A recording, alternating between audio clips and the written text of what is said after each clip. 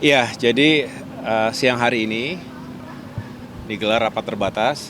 Saya termasuk yang diundang dari sejumlah eh, anggota kabinet, sejumlah menteri terkait yang tadi sama-sama kita membahas, dipimpin langsung oleh Bapak Presiden Jokowi terkait dengan penanganan bagi masyarakat yang terdampak langsung eh, terhadap situasi yang terjadi di Sulawesi Utara, ya, erupsi Gunung Ruang.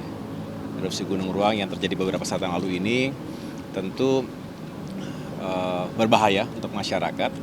Secara historis Gunung Ruang ini juga telah terjadi berkali-kali erupsi, sehingga diambil kesimpulan bahwa yang terbaik adalah merelokasi masyarakat secara keseluruhan dari berada di sekitar Gunung Ruang dan bisa terdampak langsung, yaitu berada di Kabupaten Sitaro. Kemudian dialokasikan sebuah desa di Kabupaten Bolaang Mongondo Selatan. Dan disinilah yang menjadi tugas bagi Kementerian ATR BPN untuk memastikan apakah lahan yang akan menjadi atau dipersiapkan sebagai lokasi relokasi bagi masyarakat yang terdampak bencana tadi ini benar-benar siap untuk digunakan. Statusnya clean and clear seperti layaknya kami melakukan penelitian terlebih dahulu, tetapi ini harus dilakukan secara cepat karena tidak boleh masyarakat yang hidupnya sulit saat ini karena terdampak bencana alam kemudian berlama-lama untuk menunggu kepastian. Tapi yang jelas tanah yang ada sudah dipersiapkan dan pemerintah Provinsi Sulawesi Utara tadi juga hadir secara online, Bapak Gubernur telah mempersiapkan lahan dan akan dibeli dari masyarakat. Nah, setelah itu kalau sekali lagi sudah clean and clear, Kementerian ATR BPN akan siap dengan cepat untuk memberikan sertifikatnya, memberikan kepastian hukum agar seperti harapan dari Bapak Presiden Jokowi, masyarakat bisa segera memulai kehidupan barunya yang tentu tidak mudah karena dipindah dari tempat tinggal selama belasan puluhan tahun tentu tidak semudah yang dibayangkan, tetapi demi keselamatan, demi menyelamatkan keluarga mereka, kita tahu penghidupannya pasti akan sangat terganggu, sangat terdampak. Banyak yang sebagai nelayan, kebun ataupun kelapa dan lain sebagainya itu juga kita pikirkan.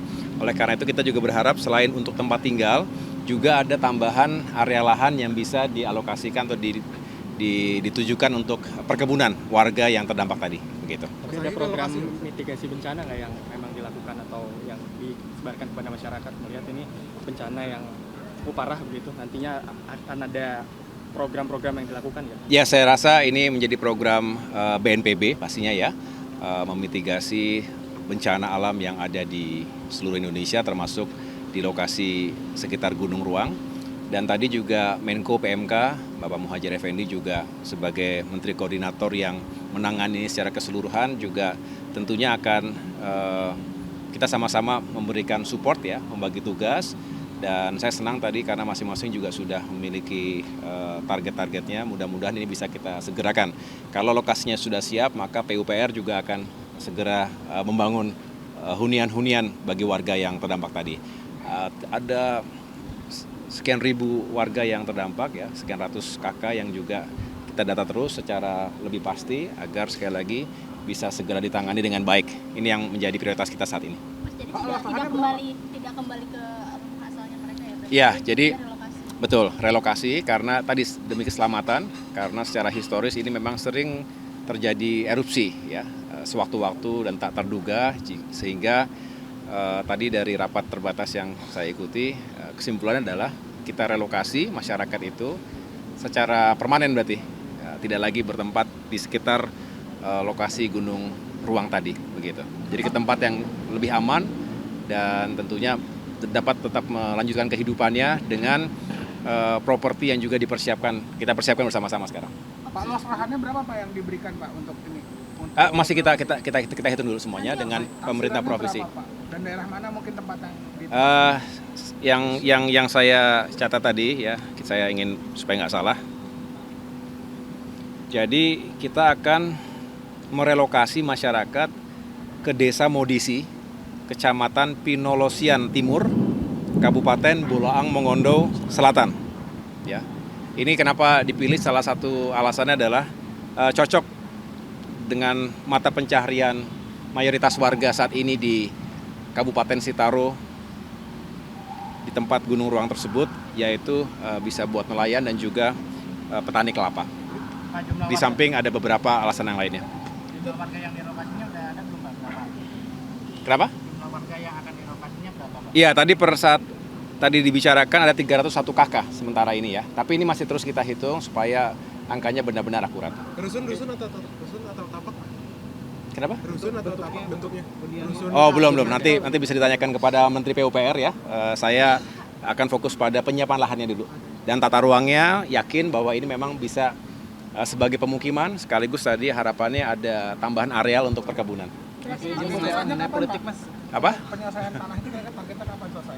Harus segera, ya saya akan segera komunikasi dengan jajaran yang ada di bawah, baik itu Kanwil Sulawesi Utara maupun kantor pertanahan di Bolaang Mongondo Selatan, termasuk juga yang ada di Kabupaten Sitaro. Sekaligus diurus sertifikasi tanahnya. Oh ya, justru itu. Kalau sudah clean and clear, kita akan segera mengurus sertifikatnya. Kita punya program PTSL itu, Mbak, supaya masyarakat dipindahkan, kan harus ada kejelasan ini. Saya menempati lahan siapa dan apa jaminan hukumnya. Itulah makanya kita harus segera terbitkan sertifikat setelah semuanya jelas. Berarti saat ini statusnya apa sih Mas, tanah yang tersebut yang tadi? Ini masih milik masyarakat yang akan dibeli oleh pemerintah provinsi. Jadi nanti semuanya tidak akan sesuai dengan prosedurnya, dibeli oleh Pemprov. Kita cek dulu supaya benar-benar nggak ada lagi permasalahan tersisa di kemudian hari.